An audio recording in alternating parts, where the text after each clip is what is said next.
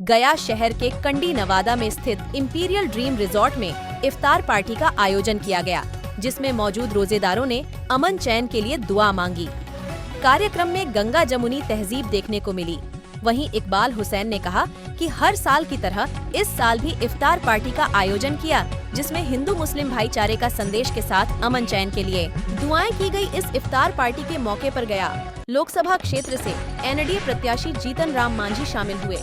साथ ही गया के कई गणमान्य लोग उपस्थित हुए।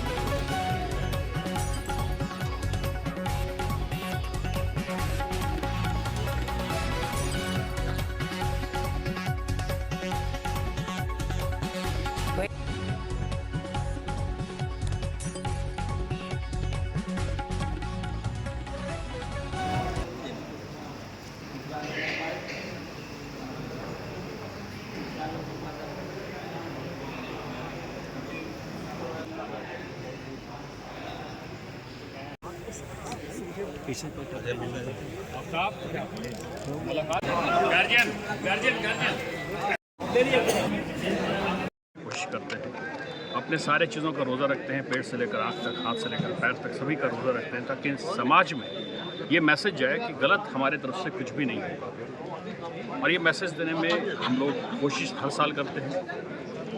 रमज़ान को 3 भागों में बांटा गया है और ये आखिरी 10 दिन जो होता है उसको निजात कहते हैं, जिसको हमारे सनातन में मोक्ष कहा जाता है। तो मोक्ष की प्राप्ति के लिए इस 10 डेज़ को रखा गया है। तो हम लोग निजात की दुआ मांग रहे हैं कि हम लोग जब मौत मिले तो हम लोग को निजात मिले, मोक्ष मिले, ताकि आत्मा भटकती ना रहे। और यही उद्देश्य है रमज़ान का कि हम लोग पूरी तरह से पाक, जैसे माँ के पेट से एक बच्चा पैदा होता है उसी तरह से हम लोग इस ज़मीन पर रहें और सारे इंसान को आपस में गले लगाकर, आपस में भाई प्रेम मोहब्बत भाईचारे का संदेश देकर रमज़ान यही सिखाता है कि सब कुछ त्याग दो, इंसानियत है। सर, लोकसभा चुनाव भी आ रहा है सर, तो क्या दुआएं मांगेंगे गया मुल्क के लिए?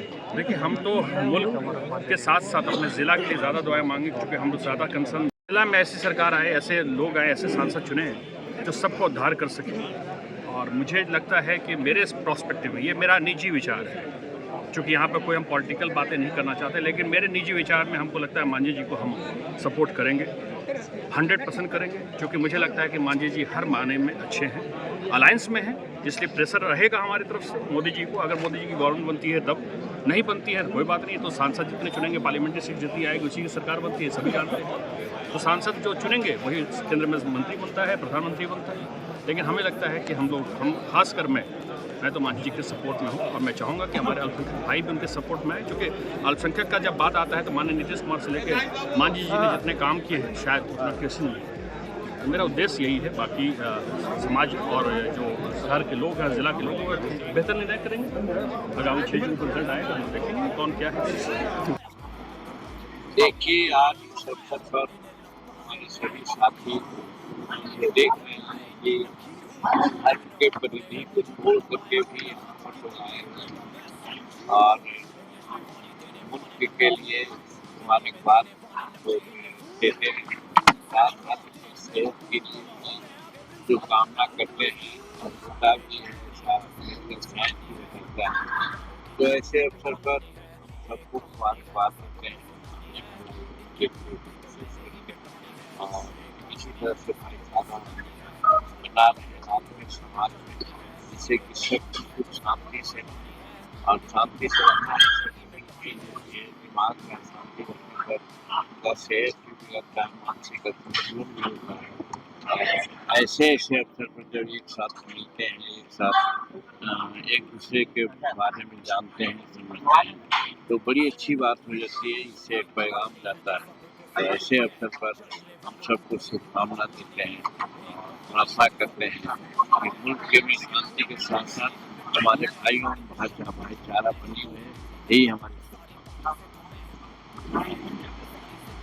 भाई के मौके पे हम इकबाल भाई को और सभी हिंदू, मुस्लिम, सिख, ईसाई, जैन, पारसी, बौद्ध इस धरती पे, इस देश के धरती पे खुले आसमान में स्वच्छंद विचरण करने वाले 140 करोड़ आम आवाम जो लास्ट पायदान में टकटकी नजर लगाए बैठे रहते थे, उसमें अग्रणी भूमिका निभाने वाले हमारे श्री जीतन राम मांझी जी भी साथ में हैं, जो सूबे बिहार का गया जिले में रह करके सूबे बिहार का प्रतिनिधित्व किया है।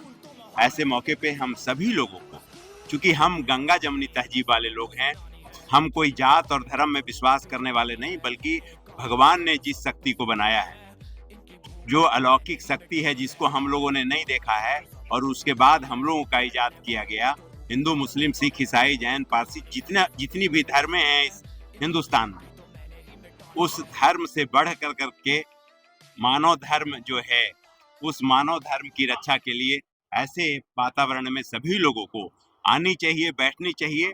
हम इस इफ्तार पार्टी के शुभ मौके पे सभी लोगों को बहुत बहुत बधाई और बहुत बहुत शुभकामना देते हैं और सभी लोगों से आग्रह भी करते हैं।